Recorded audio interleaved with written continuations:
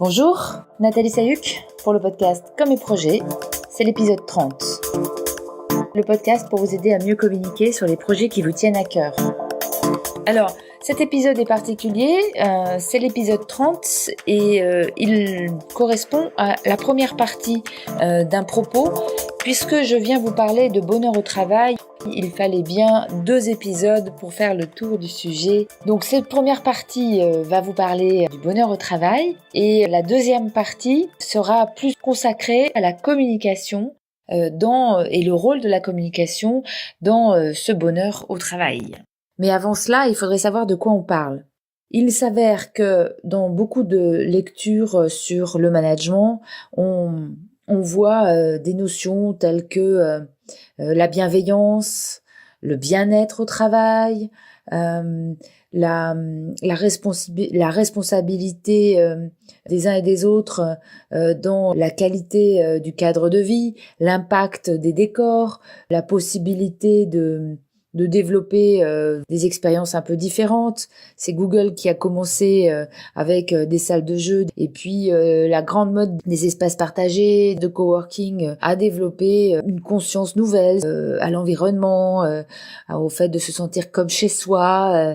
Voilà, donc tout d'un coup, le travail était associé à des notions de confort, de bonheur. On a développé des services de conciergerie, des ruptures dans le rythme de travail pour instaurer la sieste, le repos.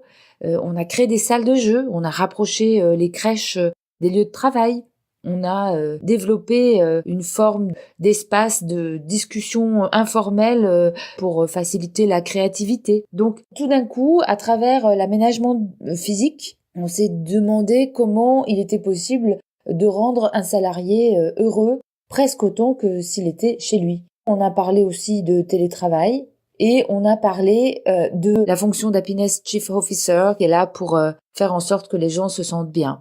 Le travail est donc associé au bonheur et il s'agit dès lors que l'on trouve les moyens d'être toujours joyeux, détendu, pour être peut-être mieux dans sa vie et mieux dans son travail. Mais tout n'est pas rose dans notre petit monde du travail, parce qu'en même temps, il y a d'autres idées qui se sont développées. Si je vous dis harcèlement, si je vous dis burn-out, si je vous dis licenciement, si je vous dis rupture conventionnelle en série, vous allez tous penser à des situations dont vous avez eu connaissance ou que vous avez vous-même traversées.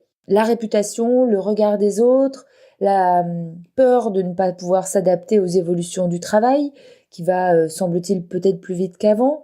Il y a tout un ensemble d'éléments de plus en plus anxiogènes, de plus en plus inquiétants. Et donc, le travail est curieusement associé à cet espace beaucoup plus glissant, mouvant. On est plutôt sur des sables mouvants et on se demande combien de temps ça va durer. Donc il y a cette forme de dégradation de l'environnement de travail. Alors, que faut-il penser de tout ça? Parce que peut-on parler pour une certaine petite partie de la population un bien-être surjoué à travers lequel on est supposé être meilleur, et puis à l'inverse, on aurait une autre partie de la population française qui serait à l'inverse malmenée avec le développement de stress à haute dose sur des longues durées, la peur d'être mis de côté et de ne plus en être. Est-ce que on peut dans tout ça considérer que le bonheur au travail est un sujet? Oui, il semble bien que effectivement le bonheur au travail soit un sujet puisque les situations paraissent de plus en plus contrastées. Il y a peut-être aussi une portion de la population qui travaille de manière plus silencieuse, sans valoriser le bien-être ou le bonheur au travail, ou sans insister sur la dégradation d'un cadre de plus en plus anxiogène.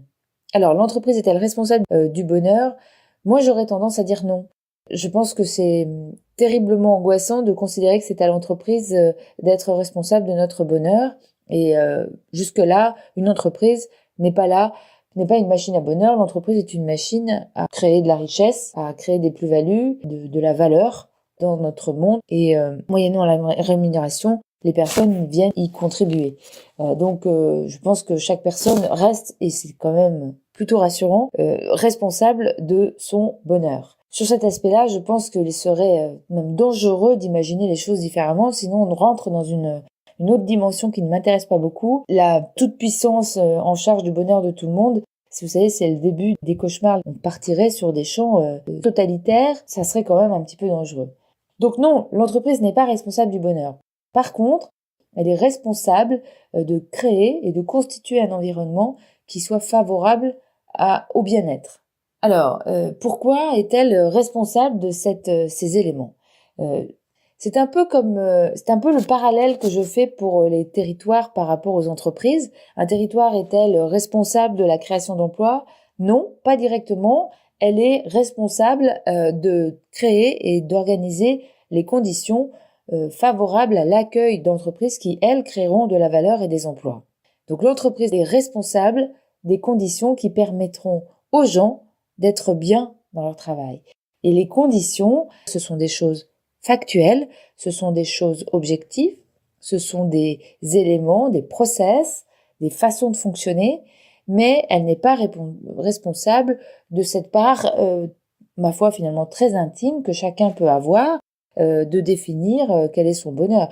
Par contre, je pense que, à l'inverse, l'entreprise doit intégrer l'idée que faire souffrir, ne rend pas efficient.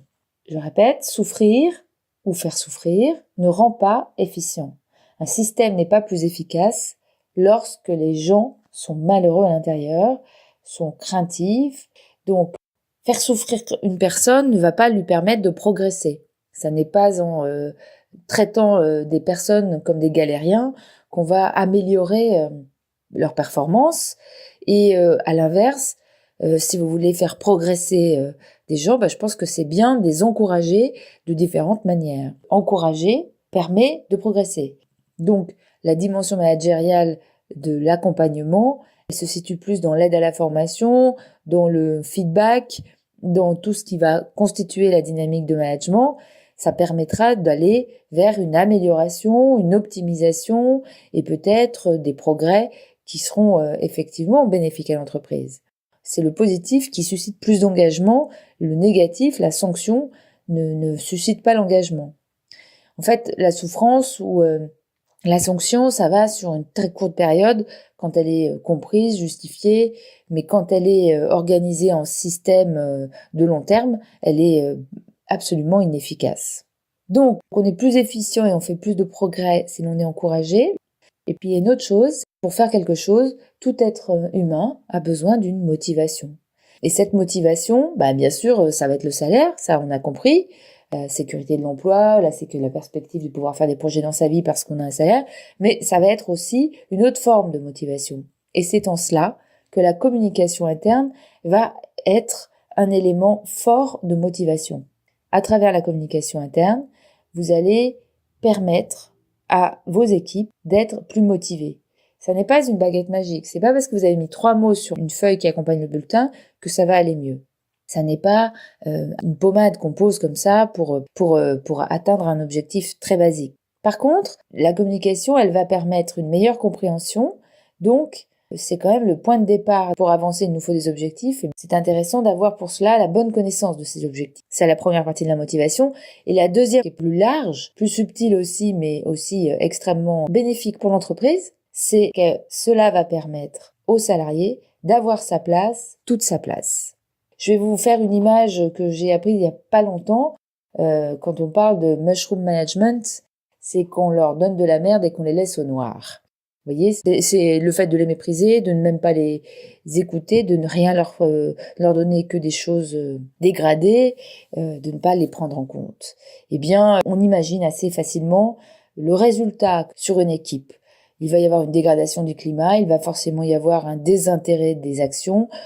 Donc finalement, ce qu'apporte la communication interne, c'est cette forme de dimension affective, contextualisée, qui permet aux uns et aux autres de prendre leur place, d'avoir toute leur place dans l'organisation. Donc pour terminer, je conclurai en disant que le bonheur au travail est une question personnelle et que chacun est en responsabilité de son bonheur, au travail ou dans sa vie personnelle. Chacun en a sa propre définition.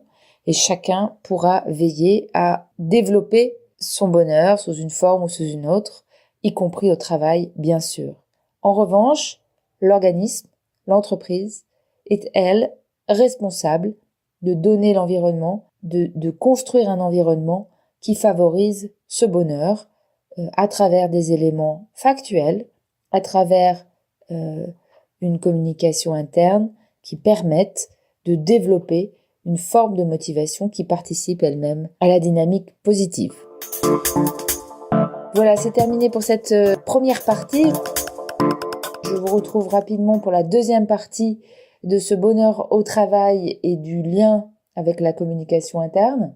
D'ici là, je vous invite à vous abonner sur iTunes, à mettre des évaluations sur cet épisode s'il vous a plu. C'est très utile pour qu'il devienne visible auprès d'autres auditeurs et que vous soyez de plus en plus nombreux à l'écouter.